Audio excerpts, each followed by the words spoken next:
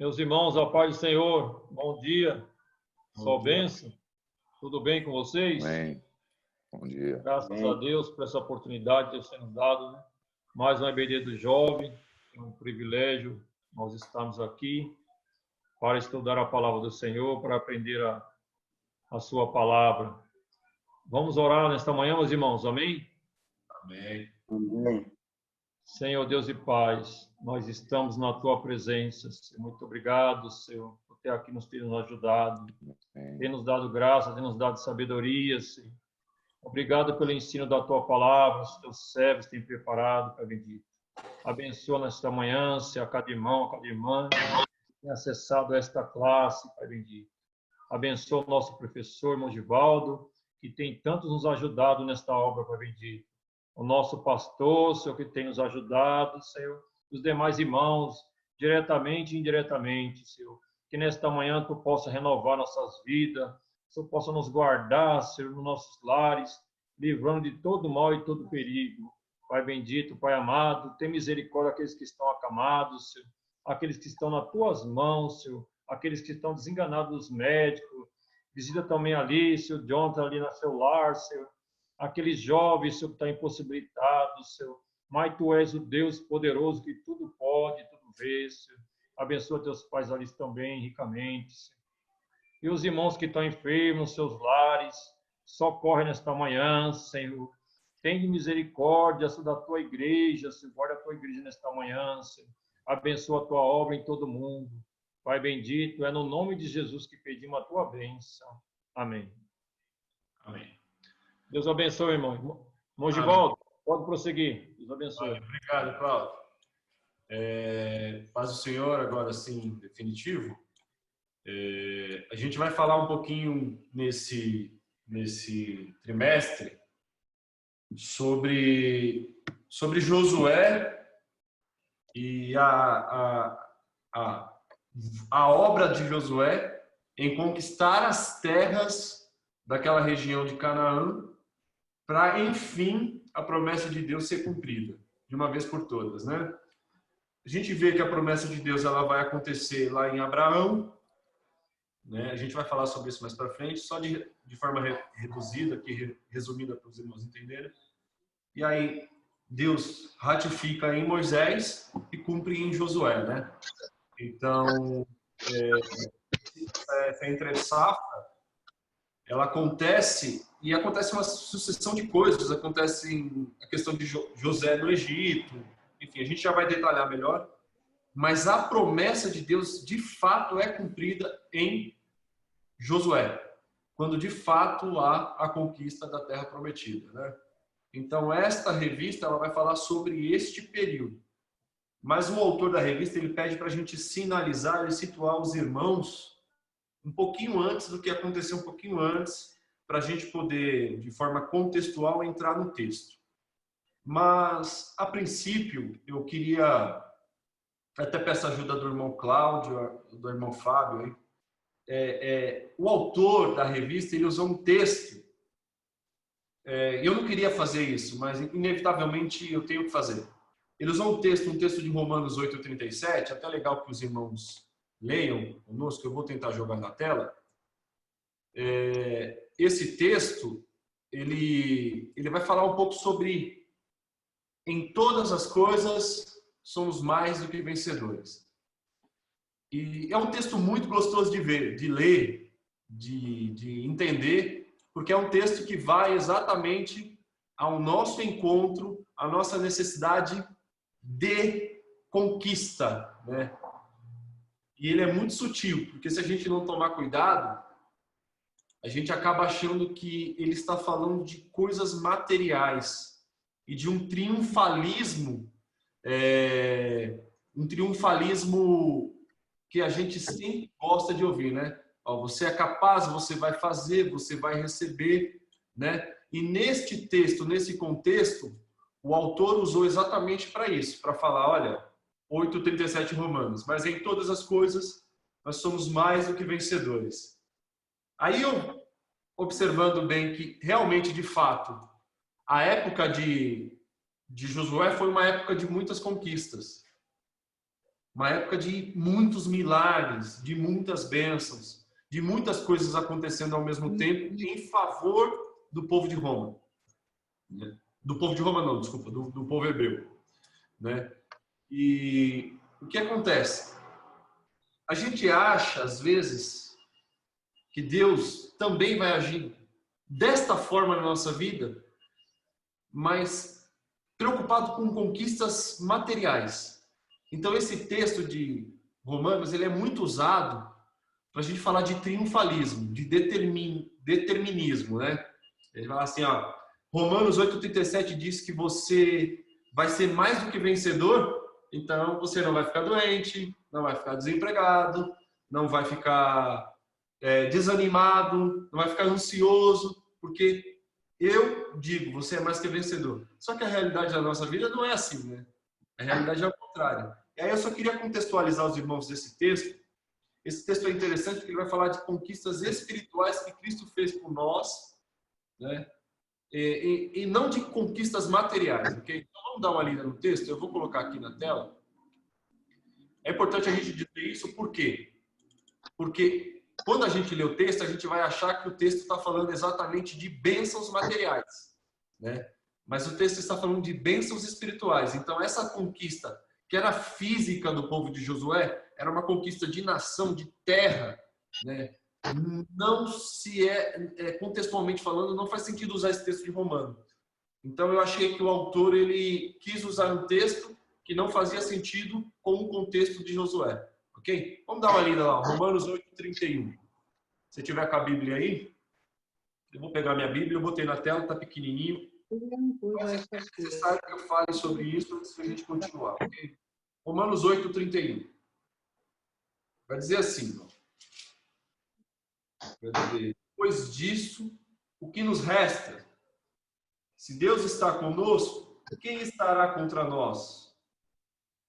Quem não poupou seu próprio filho e o entregou por todos nós? Como não haverá de agraciar em tudo junto com ele?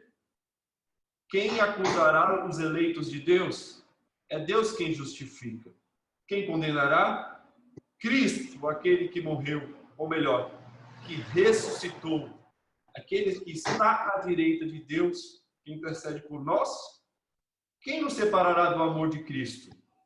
A tribulação, a angústia, a perseguição, fome, a nudez, os perigos, a espada? Segundo está escrito, por tua causa somos postos à morte o dia todo. Somos considerados como ovelha no matadouro. E aí o texto que o autor da revista usou, ele vai dizer assim, mas em tudo somos mais do que vencedores, graças àquele que nos amou. E aí ele vai reafirmar, 38, pois estou convencido de que nem a morte, nem a vida, nem os anjos, nem os principados, nem o presente, nem o futuro, nem os poderes, nem altura, nem profundeza. Nem qualquer outra criatura poderá nos separar do amor de Deus manifesto em Cristo Jesus, o nosso Senhor. E por que eu estou situando esse texto? Né? O autor vai falar de tempos de conquista e usa esse texto. Mas ele não vai dizer que as conquistas que Josué teve, que eram conquistas de terra, não são as mesmas conquistas que Paulo está escrevendo aos Romanos, que diz que nós somos mais que vencedores.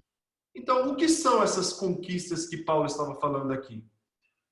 A primeira já vai estar no verso 31.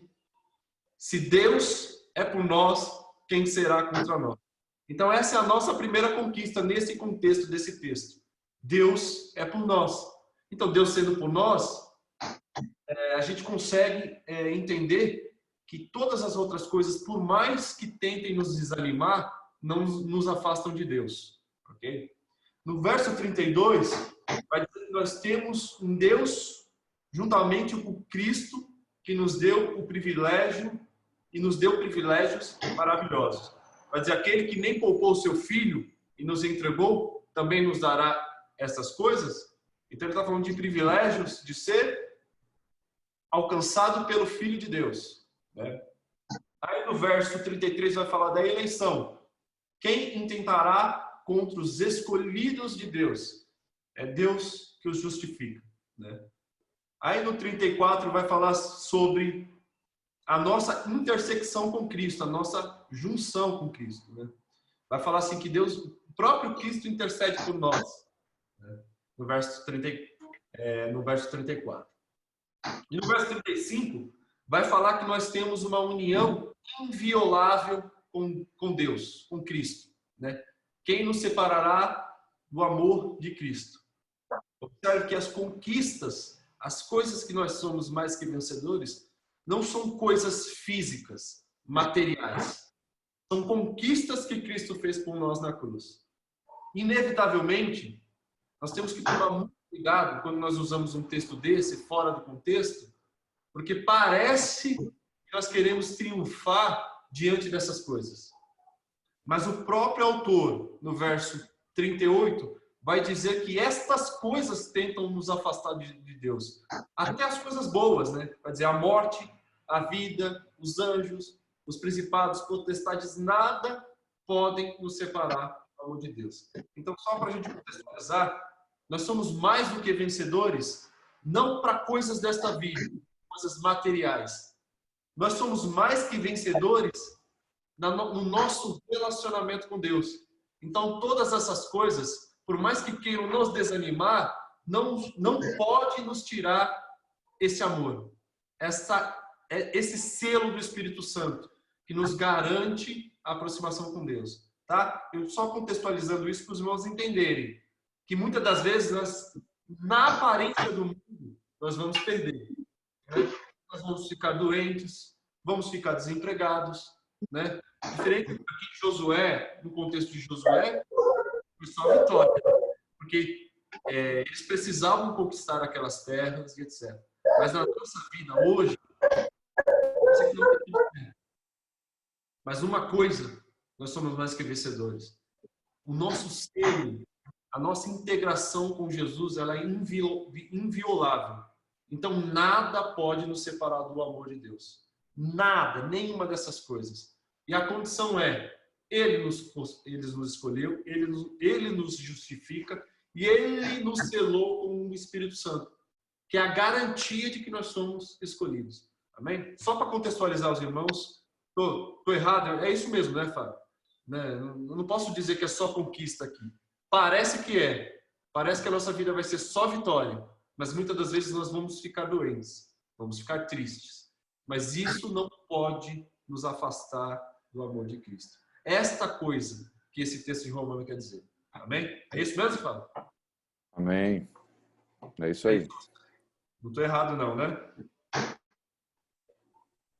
É isso aí, Oswaldo. Beleza. Não, é só porque, né, Fábio? Só estou perguntando.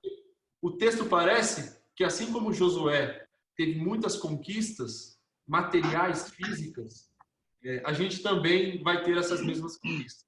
E nem sempre é assim, né? Então, é só para a gente contextualizar. Então, vamos agora para o assunto da escola dominical, né? Nós vamos falar agora do período de Josué.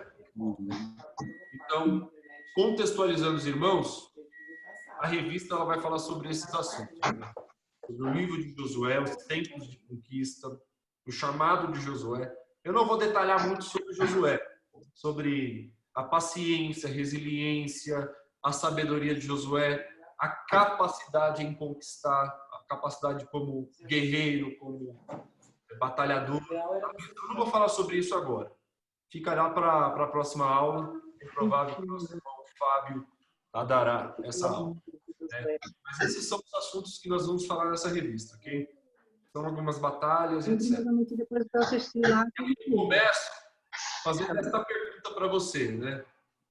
O que você faria se perdesse o seu líder em alguém que admira? O que vocês fariam? Vamos lá. Me ajuda aí.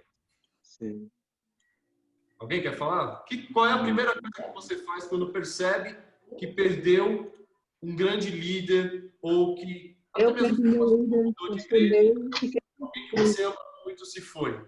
Qual é a tua atitude? Né? Qual é a nossa atitude? o que nós faríamos mediante aquilo? Isso é importante a gente se perguntar, fazer essa análise, para poder compreender o sentimento de Josué diante da perda de Moisés.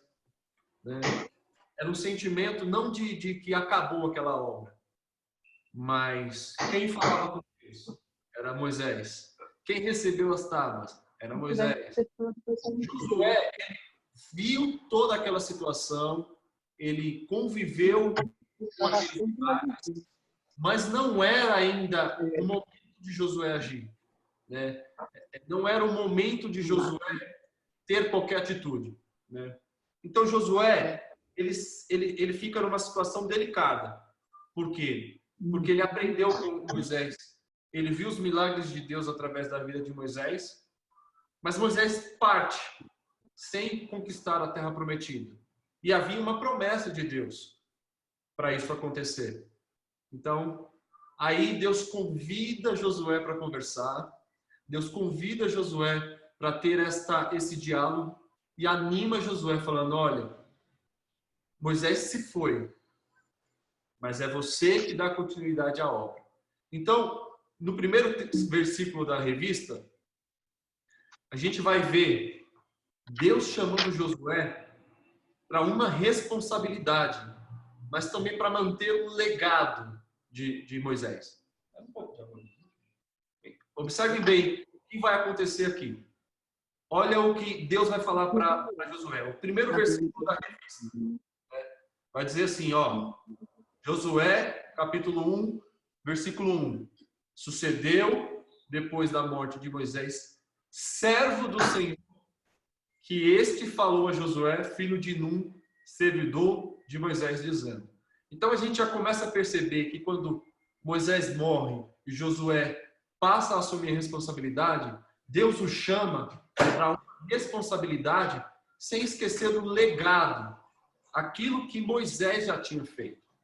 Então, esse é o primeiro ponto que eu acho interessante no texto.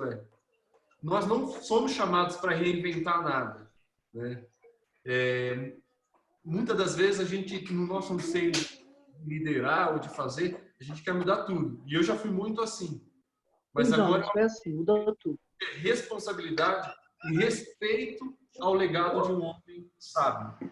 Né? Então, esse é o primeiro ponto que respeitou o legado de para conversar.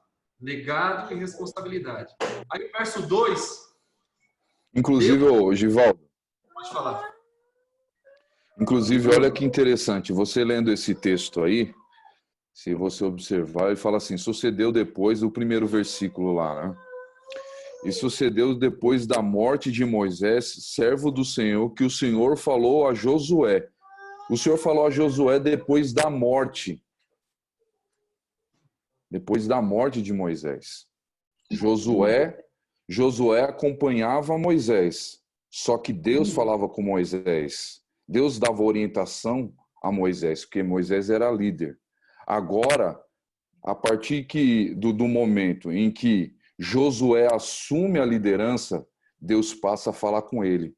Então, a experiência de ser um líder, de estar mais próximo de Deus, é ouvir Deus falar, é ouvir as instruções, não por outras pessoas, não pelo seu líder, mas ouvir pelo próprio Deus as orientações diretamente para você, entendeu? É muito interessante. Antes, Deus falava com Moisés, agora Deus fala com Josué. E é isso aí que nós vamos seguir aí avante, né, no decorrer do trimestre, a experiência que Josué tem de ter o próprio Deus falando com ele diretamente. É muito interessante, é legal. Só essa observação aí. Ótimo, fica à vontade, viu, Fábio? Então, Ô, Givaldo. É interessante. Pode falar. Desculpa só eu dar um adendo aí. É interessante também. Hoje eu já falei demais, eu vou falar. Não, fica à vontade. É interessante também, o Fábio falou que Deus falou com Josué, né? Muito importante, né? Mas também Josué tinha essa experiência, né? Tipo assim, é muito importante nós ouvirmos a voz de Deus, como aconteceu com Josué. Mas Josué já sabia que Deus falava com Moisés, né? nós vermos isso do nosso líder, né? Tipo assim, é tão bom você... foi diferente de Samuel, né? E quando Deus chamou Samuel pela primeira vez, ele não viu esse legado de Eli.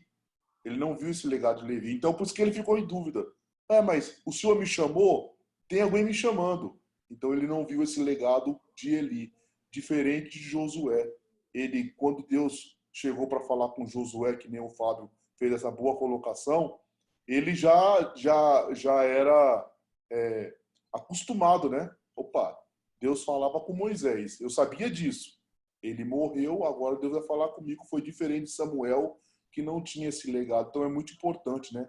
Nós que temos ali o comando de algum grupo, de algumas pessoas sobre nossa responsabilidade, eles verem isso em nós, né? Porque amanhã depois você faz falta, ou você muda, ou você... Até mesmo Deus o leva, né? Vamos falar assim. Pelo menos, eu vou agora ficar atento à voz de Deus, porque eu vi isso no meu líder, né? Eu vi isso no meu líder e já ficar na expectativa. Pronto, Inclusive, aquela pergunta lá que você fez, Givaldo, a mesma pergunta, você pode colocar lá, só para... Aquela primeira pergunta. Está na tela já. Você fez. O que você faria se perdesse o seu líder e mentor? Alguém que admira. O que você faria se perdesse seu líder, mentor, né? Isso. A quem admira. Você admira. Então, olha só que interessante. Eu acho que a primeira coisa, estou falando agora, eu que estou respondendo essa pergunta aí. Me fez pensar. A primeira coisa, eu pensaria assim, será que eu extraí o máximo que ele podia me ensinar? Boa. Será que eu estava caminhando com ele, assim como Josué caminhou junto com Moisés? Porque Deus escolheu a Josué, Givaldo, e os irmãos que estão me ouvindo, Deus escolheu porque Josué andava com Moisés. Outros não andavam com Moisés. Josué andava com Moisés. Então, Josué já estava aprendendo a ser um líder. Estava sendo mentorado por Moisés. Por isso que ele tem um chamado. Então, a gente que tem um chamado de Deus precisa o quê? Precisa sempre acompanhar o líder que segue a vontade de Deus. E se ele segue a vontade de Deus, eu vou seguir os passos dele. Porque os passos dele são bons, ele tem o que ensinar para depois, no futuro, quando Deus me chamar, eu estar preparado para essa grande missão, assim como Josué foi preparado. Isso é importante. É isso aí. Observe o legado de Moisés para Josué.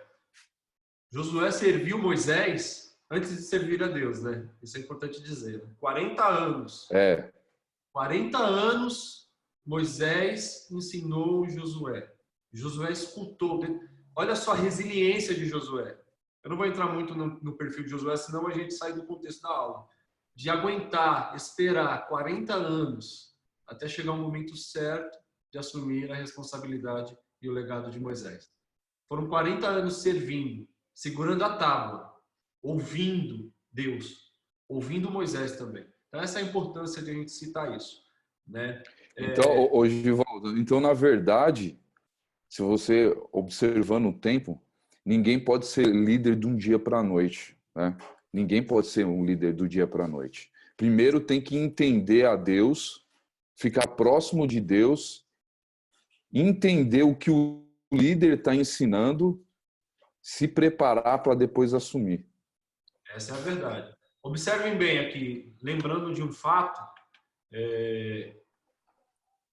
Judas, ele teve, e aí é uma responsabilidade também de quem serve, não de quem ensina só, né? A gente também não pode eximir a responsabilidade de quem serve.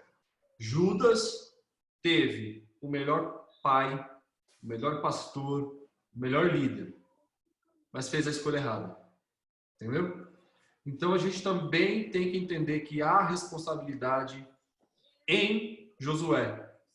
Entender que e observar também que aquele líder era um líder que tinha a palavra de Deus nas mãos, tinham a justiça, era um homem sábio, era um homem que tinha a acrescentar, né? Tem essa também. Porque muitas das vezes a gente é liderado por pessoas boas e a gente não admite ou não aceita ou não recebe ou não aprende.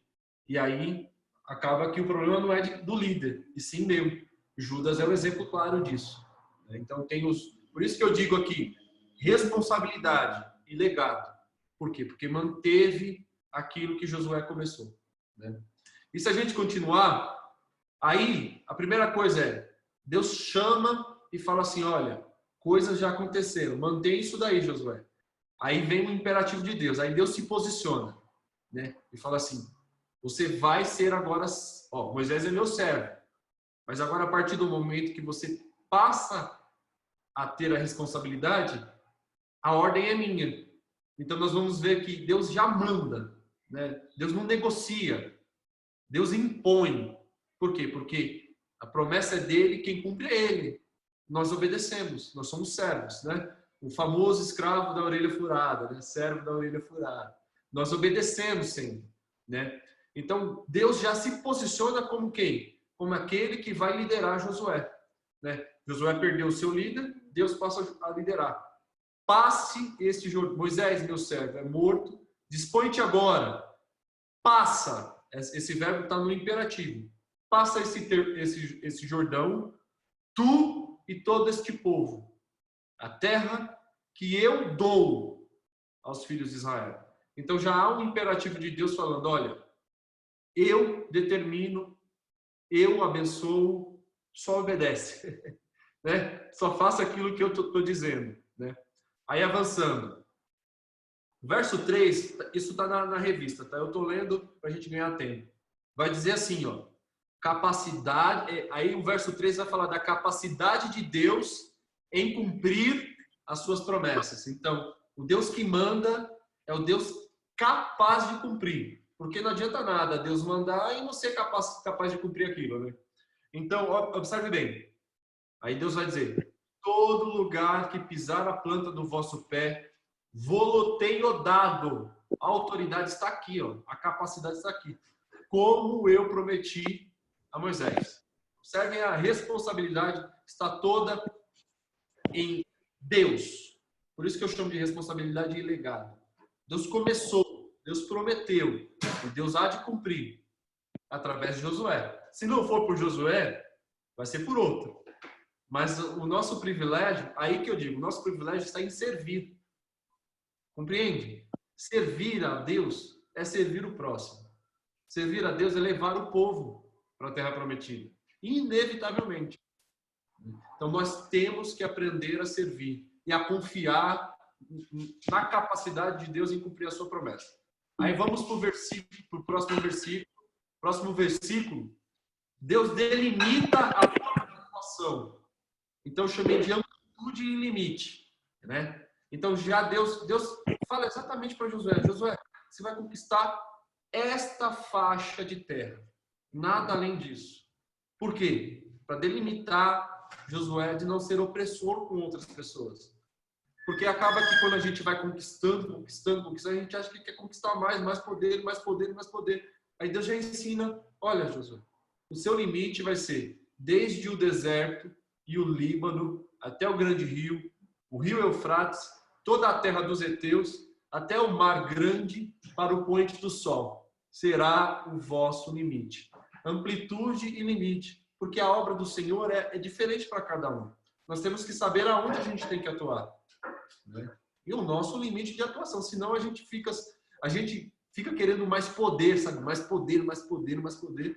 E aí a gente acaba virando opressor do povo, né? Quer o dinheiro a todo custo. Estava falando com o Thiago esses dias. O pessoal está ligando, fazendo telemarketing para pedir dinheiro, sem dar um aconselhamento para a pessoa por telefone. A pessoa às vezes está desesperada do outro lado também, ansiosa, sem fazer uma oração, só pedindo dinheiro. Igreja fazendo isso. Igreja fazendo telemarketing pedindo dinheiro. Entendeu? Então, assim, a gente tem que tomar muito cuidado para aquilo que Deus nos dá não ser uma forma de opressão, né? É uma responsabilidade muito grande. Então, Deus já está ensinando a Josué qual é o limite da atuação de Josué aqui. Falando, ó, Josué, você vai liderar esse povo, mas só neste limite. No limite e nesta amplitude, ok? E aí, Deus volta a assumir e trazer a responsabilidade para si de autoridade, né? Deus vai dizer, Josué, a autoridade não está em você, a autoridade está em mim. Ó, ninguém te poderá resistir todos os dias da tua vida. Se a gente lê esse texto até aqui, parece que é de Josué, né? Mas vamos continuar o texto. Olha só, a diferença da autoridade não está em Josué, em Deus que está. Ninguém te poderá resistir todos esses dias da tua vida. Como eu fui com Moisés, assim serei contigo. Não te deixarei, nem te desampararei. Observa que a autoridade de não desamparar, de estar contigo, é de Deus. Essa autoridade vem do Senhor, né? E aí vamos para o verso 6. O verso 6, cada líder ele tem uma marca, né? É normal isso. Cada líder tem a sua marca. Deus convida, tem líderes que são mais passivos, tem líderes que são mais ativos, tem líderes que são mais determinados, outros mais comedidos, né? Normal. Então aqui, Deus já determina e diz qual é a marca do chamado de Josué. A marca do chamado de Josué é coragem e força. Coragem e determinação, né? Ó, Deus vai dizer pela primeira vez para Josué, ser forte e corajoso, porque tu farás este povo herdar a terra, que, sob juramento, prometi dar a seus pais. Então aqui Deus já está ensinando o quê? Deus já está ensinando a Josué a forma que Josué tem que lidar com aquela situação. Com coragem e determinação. Com fé, força e coragem. Por quê? Porque Josué ia conquistar a terra, né? Inevitavelmente, um guerreiro tem que ser corajoso. Então aqui, Deus determina a marca do chamado de Josué. Bem? E a gente avançando mais um pouquinho. Depois eu explico por que Deus vai falar 3 vezes, mas vamos lá. Deus reafirma o chamado de Josué. E olha o detalhe muito grande, muito sutil aqui que a gente tem que perceber. Deus chama Josué, não é para ser conquistador de terra. Deus chama Josué para ser obediente à palavra, né? Que a conquista ela vai vir naturalmente, porque Deus já havia prometido. Observe bem, a reafirmação do chamado de Josué e a firmeza na palavra. Verso 7 do texto que a gente está lendo aí. Tão somente ser forte e muito corajoso, para teres cuidado de fazer segundo toda a lei que meu servo Moisés te ordenou. O chamado de Josué é para ser obediente à palavra de Deus, né? Uma vez uma pessoa me disse assim, olha, eu tenho chamado para pregar e eu amo pregar. Eu falei, eu achei legal essa empolgação. Mas eu fiz um questionamento para ele. Eu falei, será que o teu chamado não é para amar alguém? E aí você ama tanto essas pessoas, que você leva o evangelho para elas, né? É totalmente diferente. Porque se às vezes a gente só quer pregar, às vezes a gente esquece que as pessoas precisam ouvir, porque elas precisam ser amadas por nós que ensinamos. Elas precisam ser alcançadas pela palavra de Deus através de nós. Então eu falei para ele assim, eu acho que o teu chamado é de amar as pessoas, né? De obedecer a palavra, de levar a palavra, não só de ser um pregador. Porque senão a gente acaba achando que nós vamos ser guerreiros, nosso chamado é para destruir cidades e conquistar povos. Não. Aqui Deus está dizendo que o chamado de Josué é para fazer segundo toda a lei que meu servo Moisés te ordenou. E aí Deus faz o quê? Avisa Josué, olha, dela não te desvies, nem para a direita, nem para a esquerda, para que seja bem sucedido por onde quer que andares. Observe bem que Moisés foi bem sucedido porque obedeceu a palavra do Senhor. E aqui Josué é chamado a continuar sendo obediente à palavra do Senhor. O chamado de Josué era para ser fiel e corajoso em cumprir a palavra do Senhor. Ô, Givaldo. Pode falar. É o André. Só um adendo aqui também. É interessante isso que você falou em relação a pregar, muito bom. Gostei E ontem eu li um texto que me trouxe até essa dúvida. Atos dos Apóstolos, capítulo 15, versículo 35, quando Paulo e Barnabé estavam passando por aquele momento da assembleia, né? E uma coisa que Paulo fazia muito bem era saber chegar e saber sair. Agora olha só o versículo 35 de Atos dos Apóstolos, capítulo 15. Ele diz assim, ó: mas Paulo e Barnabé ficaram em Antioquia, ensinando e pregando com muitos outros a palavra do Senhor. Eu entendi com isso que era o que Paulo mais sabia fazer, né? Saber chegar, saber sair. E o versículo diz ensinar e pregar. Então, isso que você falou cabe dentro desse texto, porque há tempo de ensinar e há tempo de pregar também, né? Você concorda comigo? Com certeza, não, claro. Mas o mais importante, Paulo fazia tudo isso porque amava ver as pessoas se rendendo a Cristo. Na verdade, é a motivação, né? A questão aí é a motivação. Um exemplo, Deus chamou a Josué e não foi para ele conquistar o mundo inteiro. O propósito de Josué era só a terra prometida. Ou seja, a gente vê um propósito na vida de Josué que era apenas a terra. E como que ele faria para conquistar a terra? Ia ter que ser obediente, guardar os mandamentos e lutar, guerrear.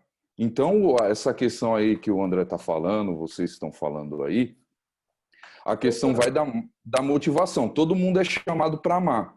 Só que aí depende do propósito de cada um que ele vai exercer através do amor. Um exerce a função do amor por intermédio da pregação da palavra, outro exerce a função do amor por intermédio do ministério da intercessão e assim por diante. O que cabe é o quê? A motivação e a forma com que a pessoa vai exercer o propósito e o chamado dele. Agora, se ele for além daquilo que Deus estabeleceu, além do propósito, do chamado, aí ele vai ter problemas.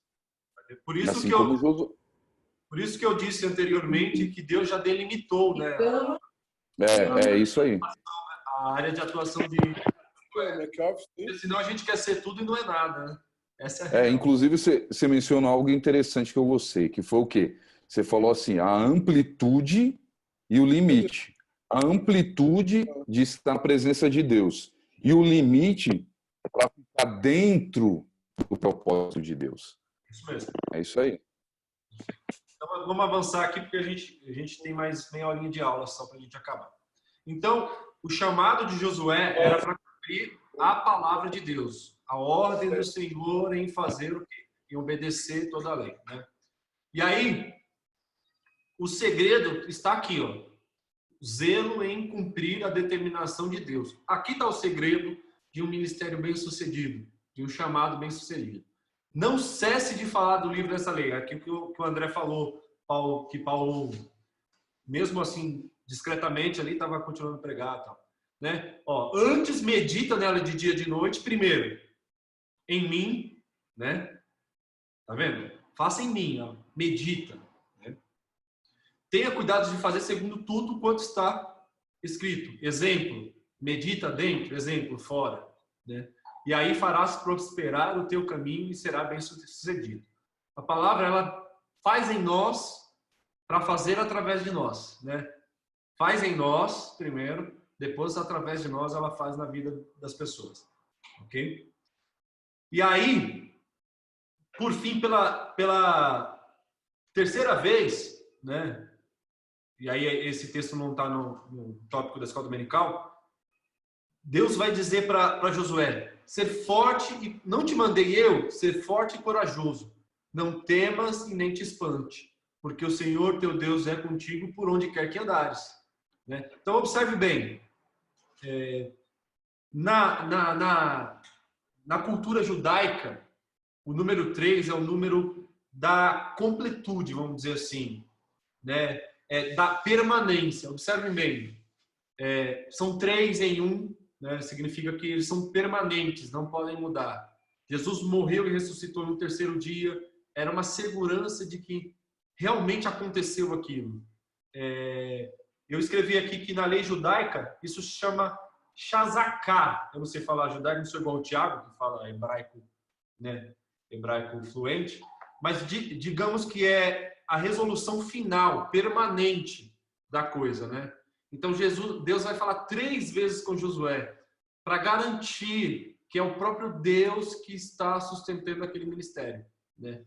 Então a terceira vez que Deus fala é a segurança que Josué precisava para cumprir aquele ministério, né? Então vai dizer assim: eu não te mandei eu, ser forte e corajoso, não temas, porque o Senhor teu Deus é contigo onde quer que andares, né? Então essa certeza nós vamos encontrar somente quando Cristo fala conosco. E Cristo fala conosco através do Espírito Santo. E essa afirmação, ela é dada por Deus, por mim mesmo e por aqueles que me rodeiam, né? Então, essa afirmação de liderança, inevitavelmente, é a firmeza. É Deus, eu mesmo e as pessoas, porque eu lidero pessoas. Então, a gente tem que ter essa convicção. Tá, vamos avançar. Só para a gente finalizar, no verso 6, a gente vai ver que Deus vai falar sobre a promessa de continuidade, né? A confirmação da promessa. Faça esse povo herdar. É a primeira vez que Deus fala para ele ser corajoso. Olha, esse povo tem que herdar essa terra. E é através de você que eu quero fazer isso.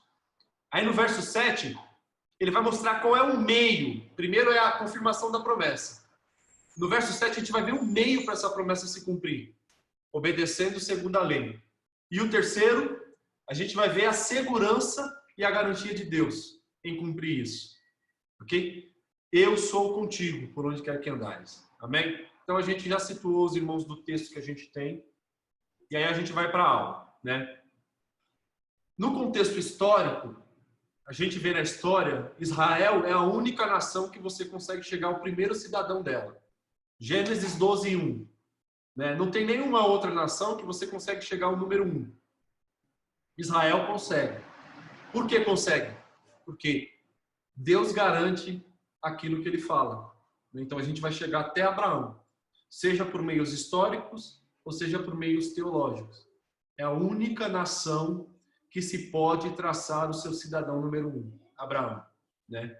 Gênesis 12:1 vai dizer: ora, o Senhor disse a Abraão: sai da tua terra e da tua parentela e da casa de teu pai e vai para a terra que te mostrarei.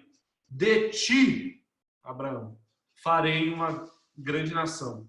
Te abençoarei, te engrandecerei o nome. Sê tu uma bênção, né? Então a gente consegue chegar. Eu estou falando isso porque a gente precisa contextualizar os irmãos do antes de Josué, né? Josué já está aqui olhando para a terra prometida, já toca, já vê, já sente o cheiro, já viu. Aqui para trás era só promessa, né? Para trás, então, a gente está vivendo as promessas e tendo convicção.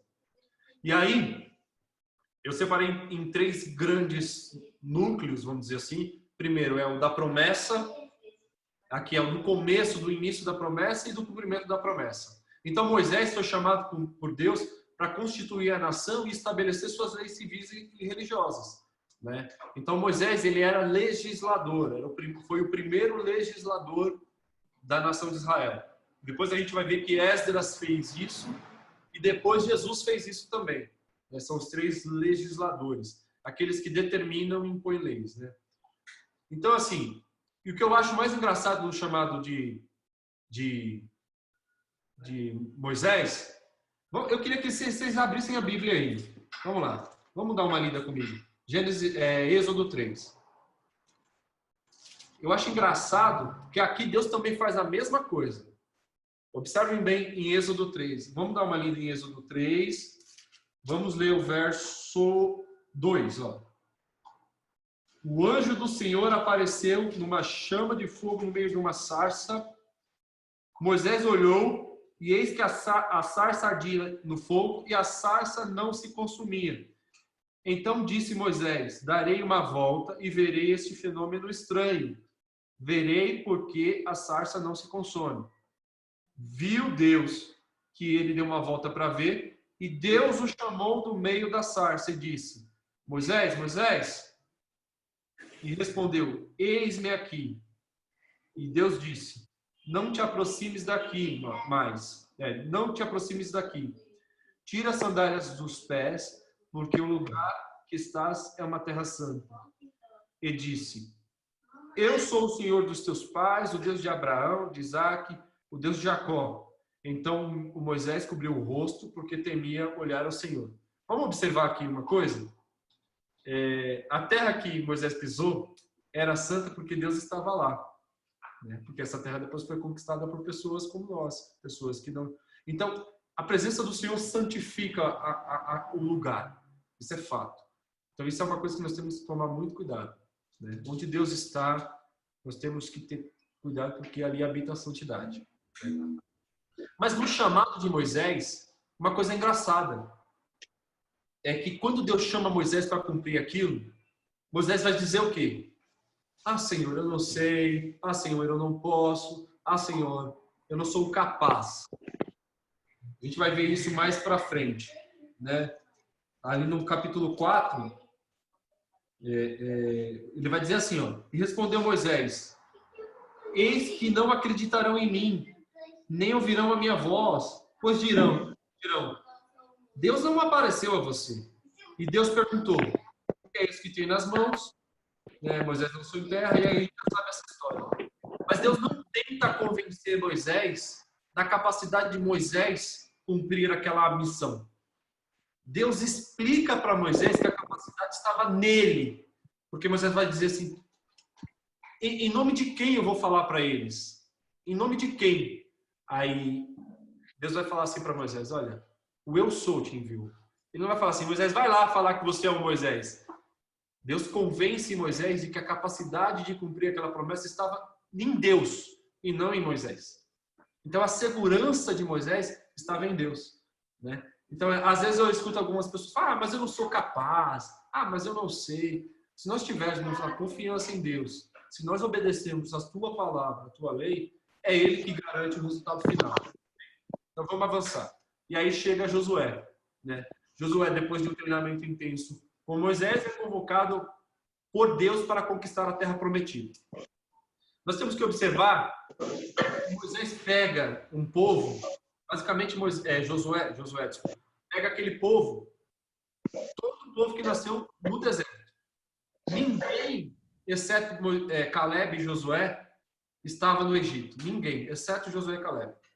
Isso significa que Josué, enquanto caminhou, confiou tanto em Deus que passou por todo o deserto, mesmo assim, perdendo pai, mãe, familiar, não deixou de acreditar na promessa de Deus. Não deixou de confiar na promessa de Deus. Apenas Josué e Caleb entraram na terra prometida, né? Inevitavelmente, nós temos que olhar para frente e na capacidade do Senhor em cumprir a sua promessa. Isso que eu estou falando está escrito, deixa eu pegar o texto aqui para a gente entender isso. Está escrito lá em Salmos 106, 32. Vamos dar uma olhadinha no Salmo 106, 32? Observe bem. Apenas todos que saíram do deserto, apenas Josué e Caleb entraram na terra prometida. O que eu aprendo com isso? Eu aprendo que se a gente olhar para trás, nós vamos ver pepino e cebola. Se a gente olhar para a situação atual, nós vamos ver deserto. Então, para o que olhar? É para frente. Porque o Deus, eu já disse isso anteriormente, é capaz de cumprir sua promessa. Nós temos que olhar sempre para frente, para a promessa do Senhor, na confiança que Ele vai cumprir. Porque se a gente olhar para trás, a gente vai ver o Egito. Se a gente olhar para a situação atual, a gente vai ver o deserto. Mas se a gente olhar para frente, a gente vai ver a terra prometida. Isso é importantíssimo, ok? Então vamos dar uma lida aqui no Salmo 106, verso 32. Olha o que vai dizer, ó. Eles o irritaram junto a... Não, desculpa, peguei a referência errada. Só um minuto. Vou pegar a referência certinha aqui. Êxodo 12:40, desculpa. Êxodo 12:40, peguei a referência errada. Êxodo 12:40. Olha o que vai dizer aqui em Êxodo 12:40. Peguei a referência errada.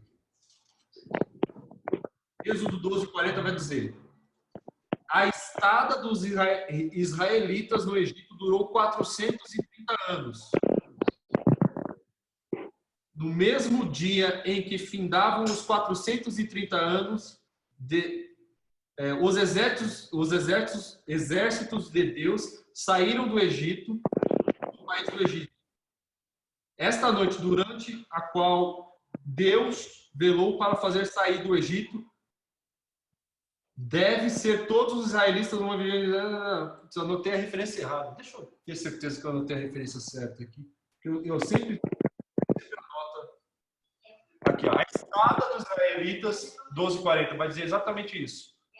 Os israelitas tinham vivido 430 anos no Egito. No dia de terminar os 430 anos, todas as tribos do povo de Israel saíram do Egito. Então, os 430 anos que eles viveram no Egito e os 40 anos no deserto, significou que todas essas pessoas, elas morreram no deserto. E só sobrou Josué e Caleb. Então, isso é muito importante para a gente entender que Deus escolheu exatamente Josué e Caleb porque eles tinham a visão na promessa. Por mais que tenham ficado os 400 anos no Egito e os 40 anos no deserto. Eles estavam olhando para frente, né? Então, aqui só algumas características de Israel. Né? Israel viveu no mundo antigo, né? E ele é muito tardio, Israel. Já existiam outras nações. Os assírios, os babilônicos e os egípcios, eles já estavam avançados. Então, Israel teve que lutar por essa promessa. Né? Então, não é de graça que Deus nos dá as coisas. Né? E aí, a gente avançando, a importância de Israel, ela é uma nação muito pequena ali, no meio de todo mundo. Mas foi a única nação que, desde aquela época, permaneceu fiel e firme em Deus. E até hoje existe. Passado todo esse tempo, todos tentaram destruir Israel, mas ninguém conseguiu, porque a promessa do Senhor é uma promessa verdadeira. Amém? Para a gente terminar já, que a gente já está acabando o tempo, né? Até hoje, Israel é sustentado por Deus. Os egípcios, os mesopotâmios, os persas, os gregos, os romanos, todos desapareceram, exceto Israel, que ainda continua firme e forte. Né? Então, a gente vai ver que entre Abraão e Moisés foram mais ou menos 440, 430 anos. Né? E de Moisés até Jesus foram mais 1.500 anos. Observem bem, é um tempo muito largo. Né? A gente acha que Deus esqueceu a promessa dele, mas ele é fiel. Foram 400 anos esperando Deus cumprir a promessa da Canaã, mas Deus cumpriu. Né? Então aí a gente entra no livro de Josué para a gente finalizar já. Que aí a gente já acaba. O propósito do livro e da revista que a gente vai estudar é narrar a história da conquista da Terra Prometida por Josué e pela liderança de Josué, mas não sozinho Josué. Né? Através de todo aquele povo. Todo aquele povo foi renovado no deserto. Morreram todos aqueles que tinham um pensamento velho e nasceram pessoas novas.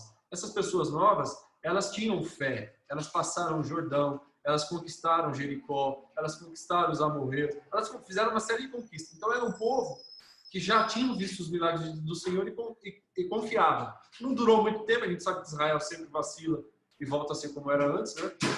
Mas assim, ó, por 40 anos, Israel peregrinou no deserto por não obedecer Moisés, o seu líder da época. Toda a geração que saiu do Egito acabou morrendo por lá, exceto Josué e Caleb. Números 26, 65. É aquilo que eu li. 400 anos esperando a promessa. A promessa está prestes a ser cumprida. A incredulidade e a desobediência impediram aquele povo que saiu do Egito para conquistar a terra. Deus precisou renovar aquilo. Renovar aquelas pessoas. Então, nós jovens, nós temos a oportunidade, de repente, de ser a renovação do nosso bairro, a renovação do nosso emprego, do nosso trabalho. Então vai dizer em Números 26, 65, porque o Senhor dissera deles que morreriam no deserto, e nenhum deles ficou, senão Caleb, filho de Jefoné, e Josué, filho de Nun. Somente Josué e Caleb. Esses dois que foram lá visitar Canaã, trouxeram caixas de uva, os outros 10 vieram com mensagem de desânimo, né? Não, eles são grandes. Eles olharam para as pessoas e para as condições. Josué e Caleb olharam para a terra e para a bênção, para a promessa. Então, José e Caleb, por mais que tenham perdido tudo no deserto, pai, mãe, família, estavam sempre olhando para frente, né? Então, assim, o autor do livro é Josué, exceto no final, alguns historiadores vão dizer que foi Finéias, né? Mas é sempre muito obscuro, porque não é citado, ok?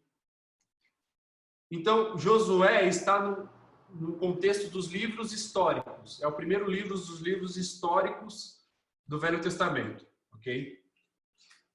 Então, dentre os livros históricos, Josué ele abre. Por quê? Porque os anteriores são chamados de Pentateuco, né? Os livros de Moisés, os livros que vão estabelecer a lei, vão estabelecer os padrões de ética, moral e religião, né? Vai falar da criação, e aí Josué começa os livros históricos, porque aí é onde começa realmente a história de Israel, né? Até Josué, Israel ainda era um povo, né? Um povo de famílias, sem uma terra permanente. A partir da conquista de Canaã, é estabelecido Israel como uma nação, né? Uma nação um pouco diferente. Se nós observarmos no chamado de Abraão, Deus chamou Israel para ser uma nação de famílias. 12 grandes famílias fazendo a gestão da nação, né? Mas nós vamos ver lá em Samuel, 1 Samuel 8, que o povo não queria que Deus dominasse a nação. O povo não queria ser ordenado pela lei, né? O povo queria um rei. E é engraçado que, eu acho até engraçado isso, que Samuel fica bravo com Deus, né? Mas aí Deus vai falar assim, eles querem ser dominados, eles querem que os filhos deles vão à guerra, eles querem que trabalhar obrigatório, chamar corvéia, trabalho obrigatório, eles querem, dá para eles um rei, né? É engraçado isso, né? A gente tinha o Senhor como nosso líder, mas o povo de Israel escolheu um rei. Se vocês quiserem ver isso, é só abrir Samuel, 1 Samuel 8. Isso está escrito lá em 1 Samuel 8, ok? Então, avançando. Aqui são os 3 fatos mais conhecidos do livro de Josué, que eu separei, mas pode ser que os irmãos tenham alguns outros, né? Eles cruzaram o Jordão de pé enxuto, conquistaram Jericó ao som das trombetas e batalharam contra os amorreus e venceram porque Deus fez parar o sol. E aqui tem uma coisa muito engraçada nesse texto, né? Se Deus parou o sol, Deus não parou só o sol, né? Porque nós vivemos aqui em círculo, né? Deus teve que parar o sol, a lua e a terra. numa paulada só, né? E aí o universo ele se movimenta. O sol parando, pode ser que alguma coisa no universo ele perca o controle. Então o milagre do Senhor eu acho que foi um pouco maior aqui, né? Não foi só o sol parar, foi o sol, a terra, a lua, tudo, né? Então, para vocês verem o tamanho do milagre, da capacidade de Deus em cumprir a promessa dele, ok? Então, avançando, nós temos a divisão do livro, né? Tudo isso está escrito na revista, né? Tudo está escrito na revista, aí os irmãos podem olhar com mais detalhe, né? Então, a gente vai ter a preparação da conquista, nós vamos ter, mais para frente, a conquista efetiva, né? Que é quando Josué vai atacar os reinos ali. Aqui é engraçado que, é importante dizer que Deus não chama Israel para ser uma nação conquistadora, né?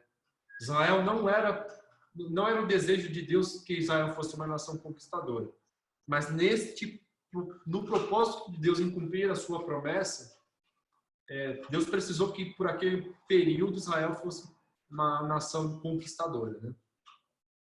Aí uma vez, aí eu até peço a ajuda dos irmãos da liderança, Fábio, se alguém tiver resposta. Uma vez eu perguntei para o professor se Deus ele era mau em mandar destruir aquelas nações. E o professor falou que não era porque havia uma promessa feita daquela nação. Quem estava errado é quem tinha ficado naquela nação e não quem foi conquistar, né? Então Deus não é mau, Deus precisava cumprir a promessa, né? Concorda, Fábio? Você? O professor deu essa... Não, concordo. Na verdade, a questão de destruição da nação, quando eles iam para a batalha, era que a vingança, se não matasse todos aqueles que estavam lá, inclusive as crianças, ia ter uma vingança. O legado. Então Deus ia ter uma vingança. Então ele tinha que destruir toda a cidade, até porque era uma cidade ímpia. Então é até meio complicado quando a gente observa isso daí, um pouco difícil de compreender, mas eram nações ímpias, nações más, que eram contra o povo de Deus. Então, com certeza, ia suscitar a ira da descendência daquela nação. Então, toda aquela nação deveria ser destruída. Mas não porque eram nações boas, eram nações más que estavam contra a vontade de Deus. Eu escrevi exatamente isso daqui. O caráter imoral das divindades cananitas levava os seus devotos os mais desmoralizantes ritos do Oriente Médio, próximo ali. Eles tinham como sagrada a prostituição, adoração de serpentes, sacrifícios infantis, né? Então a gente vê que neste caso específico era necessário Israel se estabelecer. É importante dizer isso aqui. Em um lugar, e a ética, a moral da lei era algo muito claro para a nação de Israel, diferente das outras nações que não tinham essa clareza de moral e ética, né? Não tinha preocupação com o próximo. Então a gente vai ver nos 10 mandamentos que Deus vai falar de 5 mandamentos de relacionamento com Ele, e 4 relacionamentos de mandamento de ligação com Ele. Adorará somente a Deus, não terá outros deuses diante de mim, não fará imagem de escultura, não falará o nome de Deus em vão. Depois vem o relacionamento com a família, né? Com o teu pai e tua mãe. Depois vem o relacionamento com a sociedade, né? Não matarás, não roubarás, não furtarás, não desejarás a casa do teu amigo, do teu vizinho. Por quê? Porque a moral e a ética do povo de Israel era muito grande, né? Então Israel precisava se estabelecer como reino naquele ponto. Então precisava tirar aquelas pessoas dali, porque havia muita incredulidade. Inclusive, se nós observarmos na Bíblia, Deus manda destruir tudo. Casas, animais, está tudo. Por quê? Porque precisava estabelecer Israel como uma nação nova, né? E para isso precisava de uma terra. Então a terra prometida era aquela terra. Então não é que Deus era não, é que era necessário acontecer aquilo por conta da promessa do Senhor, ok? A gente já está finalizando, já vai começar a aula dos adolescentes, a divisão da porção da terra ali também, logo à frente, né? E as instruções especiais para os refugiados, os levitas, enfim. Eu não vou entrar muito nesse detalhe, mas tem que ler o texto de Josué para poder entender, ok? E por fim, né? Quando Josué morre, aí alguns historiadores vão dizer que foi Finéias, eu não sei se foi Finéias, né? É sempre muito obscuro. Um diz que é Finéias, outros dizem, enfim. Nunca levem a cabo isso, né? Tem que tomar muito cuidado, né? E aí fala da morte de Josué, né? Então, o que acontece ali em Israel, para a gente finalizar a aula? Israel viveu no deserto por 40 anos, não é isso? Um momento muito místico, que Deus agia muito poderosamente, né? Até aquele momento. A gente vai ver o mar se abrir, a gente vai ver as 10 pragas, a gente vai ver coluna de fogo, a gente vai ver tudo isso acontecendo, né? De forma muito poderosa. Então, uma vez que está estabelecido na terra, Deus estabelece um novo padrão de conduta, né? Ali agora, o povo tem que trabalhar. Não vai vir mais maná do céu. Então, assim, o primeiro relacionamento que Deus está ensinando no deserto é um relacionamento com o divino, né? De forma poderosa, de forma milagrosa.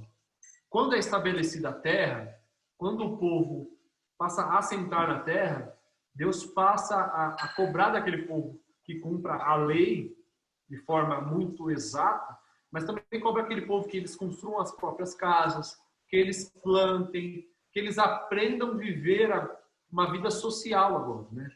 Então, sai daquilo. Deus continua fazendo os milagres, Deus continua agindo poderosamente, mas de forma mais esporádica a partir daqui, né? É isso, né, Fábio?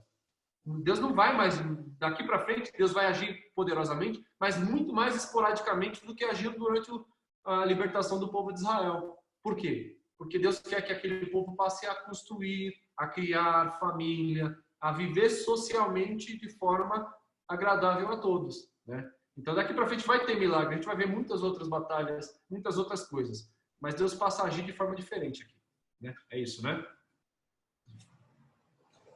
E avançando. Então, assim, por que Deus muda, faz essa transição do místico para o novo tempo? Porque Deus estava convidando o seu povo a viver uma vida de experiência social completa, né? De culto, de igreja, de sacrifício, de entrega, de padrão de conduta ética, moral e religiosa correta. Então, Deus estava convidando o seu povo a viver uma experiência social completa, já não baseada mais na fé, só na fé, mas também na responsabilidade com o próximo e com a terra, né? A fé permanece, mas agora há uma responsabilidade social também. Então, para a gente acabar a aula, né, a gente conclui que a história redentora de Josué é parecida com a história redentora de Jesus, né? Observem bem. Deixa eu ver só, eu acho que eu pulei esse slide, é importante eu dizer. O descendente de Israel, por isso que Deus precisava de uma nação. Não era o povo, era Jesus. Estavam apontando para Jesus. Olha o que Gálatas 3,16 vai dizer. A promessa feita para a nação de Israel não era porque eles eram especiais, bonitinhos. Eles eram os menores, eram escravos, né? É porque Deus precisava de uma nação para que nascesse dessa nação Jesus Cristo. Olha o que Gálatas 3,16 vai dizer. Ora, as promessas foram feitas a Abraão e a seu descendente. Não diz, e aos descendentes, no plural, como falam muitos. Porém, como de um só, ao teu descendente, que é Cristo. Então, assim como Josué, a promessa de Deus na conquista da terra prometida foi feita em Josué, essa promessa de Jesus, que significa, Josué era Oséias, passou a ser Josué, que significa Jeová é a salvação, aponta para Cristo, né? Por que aponta para Cristo? Porque a nossa promessa de redenção e de uma nova terra está em Cristo. Porque Ele veio estabelecer o seu reino aqui, e a conclusão desse reino vai ser a transformação desse reino para o reino completo, né? O já aconteceu, mas ainda não foi finalizado. Então, o próprio nome Josué, na forma hebraica de Jesus, significa Jeová é a salvação. A história redentora de Israel ilustra nossas experiências de conflitos, vitórias e bênçãos da esfera espiritual. Por quê? Porque em Jesus nós vamos ter o cumprimento desta promessa, a promessa feita a Abraão, que foi estendida a nós através de Jesus, né? Então a gente conclui dizendo que a grande confiança daquela nação deveria ser ter a segurança em Deus. Porque se não fosse por Deus, Israel não conquistaria aquelas outras nações. Porque aquelas outras nações, militarmente falando, eram muito mais poderosas do que Israel, né? Pode ver que as conquistas acontecem exatamente quando Deus age milagrosamente. Então a confiança daquele povo estava em Deus. Foi isso que a gente leu lá no começo do texto, que eu falo que a garantia da promessa não está em Josué, está em Deus. Ok? E para a gente finalizar a aula, eu faço a pergunta: no que ou em quem nós estamos depositando a nossa confiança? Amém? Denis, fica à vontade. Deus abençoe os irmãos. Quer falar alguma coisa aí, Fábio? Eu concluo aqui essa primeira aula introdutória e depois a gente vai detalhar cada uma das conquistas. Quer falar alguma coisa, Fábio? Senão o Denis pode assumir. E Deus abençoe os irmãos. Obrigado pela paciência. Amém.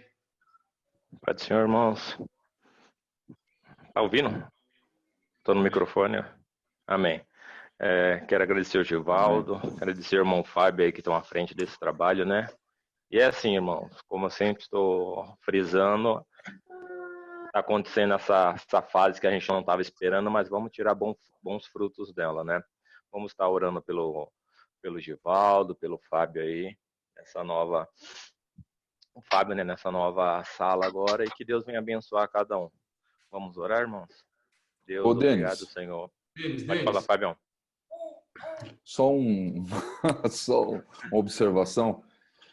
Aproveitando a oportunidade, né? Já vai concluir a aula. Eu queria convidar os irmãos para não perder a próxima aula também. Nós vamos falar sobre o chamado de um líder. Cada um tem que liderar a sua vida de toda forma. Nós somos líderes em todos os aspectos. Vai ser uma aula bastante interessante, como foi essa aqui também.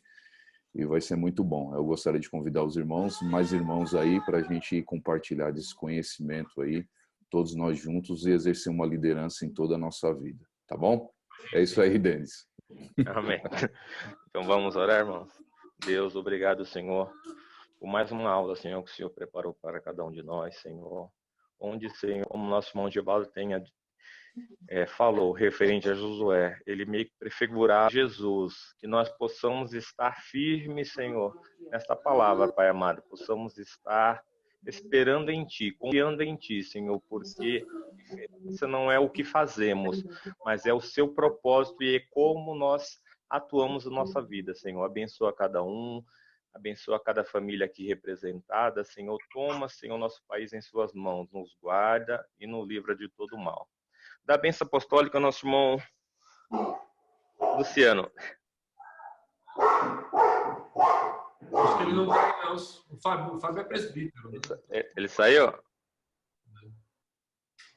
Eu tinha visto ele. Então ele saiu. Então está terminado, irmãos. Acho que o irmão Fábio. O irmão Fábio dá. Tá bom. Vamos receber as bênçãos. Que a graça do nosso Senhor Jesus Cristo, o grande amor de Deus, a comunhão e a consolação do doce Espírito Santo possa estar com todos os irmãos, e os irmãos podem dizer amém. Amém.